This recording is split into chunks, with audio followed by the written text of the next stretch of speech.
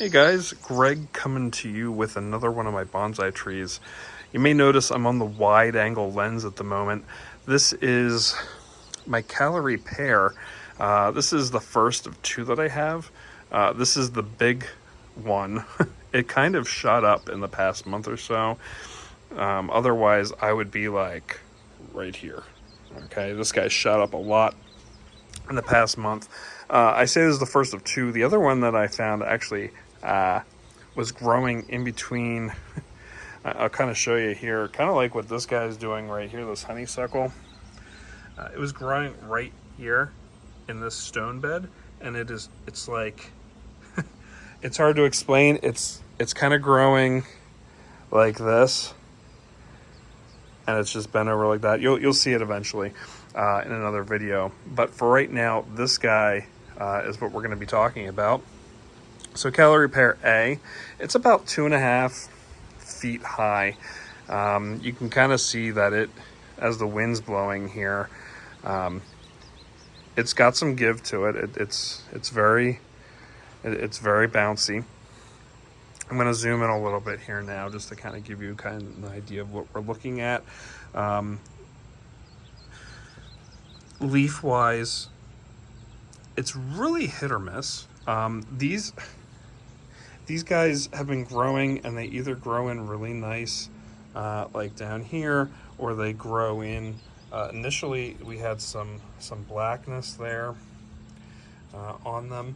But now that this guy has gotten a little bigger, the leaves are starting to come in a little better on this, which has been phenomenal. That's what I want to see. I want to be able to see this thing grow for another year before we start seeing some chopping. I do have a lot of different shooting out here.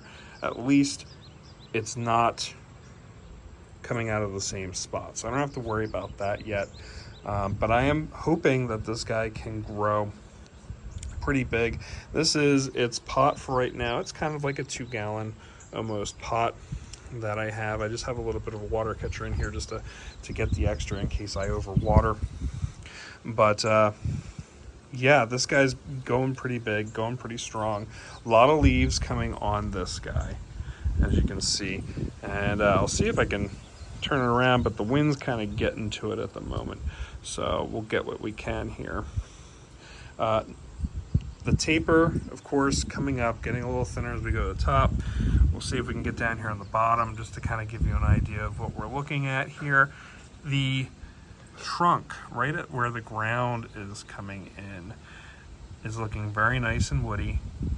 And then probably just as we get up to here, it changes a little bit. So the trunk from here and below, looking really good, looking pretty strong, which is great. This is what we want to see as they build up.